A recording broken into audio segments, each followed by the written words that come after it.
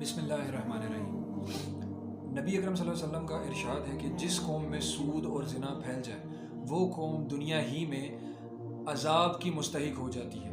آپ اپنے آپ سے سوال کیجئے، خیر ہمارا پورا نظام ہی سودی ہے، انٹرسٹ، مارک اپ، قرضہ لینا ہے اس میں بھی آپ کو سود دینا ہے، پورا نظام ہمارا سود پر چل رہا ہے اور سود کی سزائیں بہت ہی خطرناک ہیں۔ اگر آپ سود کا صرف 70واں حصہ نکالیں نا، 70ویں سزا تو اپنی ماں سے زنا کرنا ہے۔ اگر آپ پہلی دوسری سزا پڑھیں ڈیٹیل میں تو آپ کو پتہ چلے کہ سود لینے اور دینے والا، اس کی شرائطیں طے کرنے والا، تھوڑا سا بھی اس میں شراکت دار، کیا اس کے لیے سزائیں۔